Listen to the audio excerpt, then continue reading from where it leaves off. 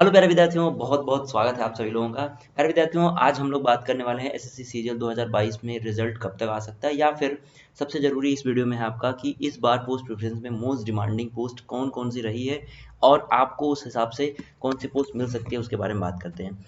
एक बहुत बेहतरीन ऑफर है आपके लिए, बहुत जल्दी जल्दी मैं आपको बता देता हूँ। प्यारे विद्यार्थियों, 13 मई से पहले पहले अगर आप अनअकैडमी प्लस ज्वाइन करना चाहते हैं तो सभी एसएससी एस्पायरेंट के लिए बहुत ज़बरदस्त ऑफर है। आपको केवल और केवल 3370 में 24 मंथ का सब्सक्रिप्शन मिला है 60% ऑफ के साथ। तो पीएम वाईटी डिस्काउंट कोड आप यूज कर सकते हो फॉर मैक्सिमम डिस्काउंट। स्टूडेंट शुरू करते हैं। देखिए, एसएससी सीजीएल का एग्जामिनेशन जैसा कि आपको पता है, सीजीएल मेंस हो चुका है। मेंस में पोस्ट प्रेफरेंस जो भरी जा चुकी है। तो सबसे पहले मैं फाइनल रिजल्ट के बारे में बात कर लेता हूँ कि कब तक हम ये सोच सकते हैं कि रिजल्ट आएगा। मोस्ट एक्सपेक्टेड डेट जो है आपकी 10 से 12 मई है, ठीक है, 10 to 12 मई। बच्चे, आज 9 है, मतलब 10 से 12 मई के बीच में अगर आपका रिजल्ट नहीं आता है तो 19 मई के बाद नहीं जाएगा। मतलब 19 मई से पहले पहले आप किसी भी कंडीशन में देख सकते हैं कि आपका रिजल्ट जो है वो देखने के लिए मिल सकता है, ठीक है। अब किसी एकदम ऐसी कंडीशन बनती है, क्योंकि इस बार बच्चे जो कंडीशन देखी जा रही है उसमें उससे मैं बता रहा हूँ कि भाई पेपर बहुत सारे कराने हैं, रिजल्ट बहुत सारे देने हैं, आपको ज्वाइनिंग बहुत सारी देनी है। तो उस हिसाब से मैं बता रहा हूँ कि एसएससी इस बार बहुत देरी नहीं करने वाला है, रिजल्ट बहुत जल्दी आएगा। तो 10 से 12 के बीच में अगर नहीं आया तो 12 से 19 वाला जो डेट है उसमें डेफिनेटली आ जाना चाहिए रिजल्ट एसएससी का।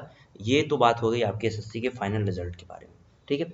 अभी पोस्ट प्रेफरेंस भरी गई थी, ठीक है। अभी सभी कैंडिडेट ने पोस्ट प्रेफरेंस भर दिया है और जितने भी लोगों ने मेंस का एग्जामिनेशन दिया था सबके लिए ऑप्शन था कि आप पोस्ट प्रेफरेंस भर सकते हैं।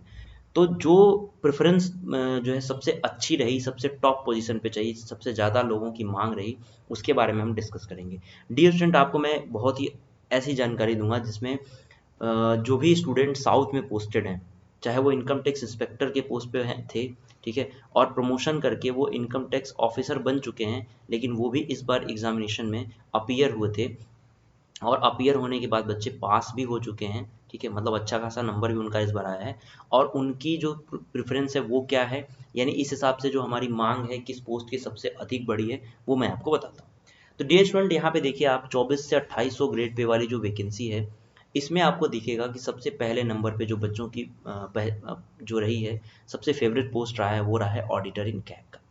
डियर स्टूडेंट, मैं आपको अगर बताऊं कि 4200-4600 ग्रेड पे में जो लोग इनकम टैक्स इंस्पेक्टर इन्होंने सबसे अधिक पहले पहले प्रेफरेंस पे रखा है, जो लोग डीए भर चुके हैं, जो लोग एग्जीक्यूटिव असिस्टेंट भर चुके हैं, उन लोगों ने भी ऑडिटर इन कैग भरा है। जैसा कि उनको लगा कि इनमें से मुझे अगर कोई पोस्ट नहीं मिलता है तो मैं ऑडिटर इन कैग भर दूं, ताकि मेरा जो सिलेक्शन हो मेरे अपने मतलब नॉर्थ रीजन में हो जाए। और ये बेसिकली नॉर्थ रीजन वाले बच्चों ने ज़्यादातर ऐसा चीज़ें की हैं।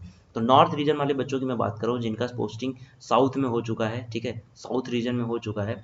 उन लोगों ने भी इस बार एग्जाम दिया था और उनका पोस्ट प्रेफरेंस जो है इन 4600 से 4200 ग्रेड पे में बिल्कुल भी नहीं था, उनका प्रेफरेंस इधर है।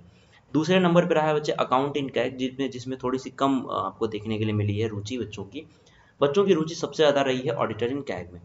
फिर ऐसे ही आपका सीजीए अकाउंटेंट में है।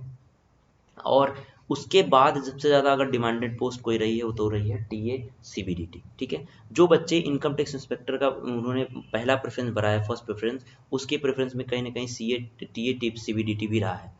जो बच्चे साउथ में पोस्टेड हैं बैंक पीओ के रूप में, ठीक है बच्चे, समझ रहे हो, बैंक पीओ की नौकरी कर रहे हैं, उनका इस बार एग्जाम दिया और उनका प्रेफरेंस किसका है, टीए सीबीडीटी। यहाँ तक कि मैं आपको बताऊं कि इनकी सैलरी बच्चे आपकी लगभग 90,000 प्लस होगी, 19,000 प्लस होगी, जो कि मैनेजर पोस्ट वगैरह पे पहुंच चुके हैं बच्चे। उन लोगों की जो प्रेफरेंस रहा है वो सोच रहे हैं कि मुझे पीए से भी मिल जाए ताकि मैं नॉर्थ में आ जाऊं, ठीक है। एनआर रीजन में आने के लिए उनको वो पीए एसए लेने के लिए भी तैयार है। बात मेरी समझ में आ रही है? यानी प्यारे विद्यार्थियों, और एमईएस यूडीसी में भी बच्चों का जो है वो सबसे ज़्यादा जो इंटरेस्ट है वो देखने के लिए मिला है। तो ये 2800 से 2400 का जो एरिया रहा है, 2800-2400 का जो ग्रेड पे का एरिया रहा है बच्चे, इसमें हमने ये चीज़ें देखने के लिए मिली कि भाई जो लोग इनमें सबसे ज़्यादा प्रेफरेंस भरे गए।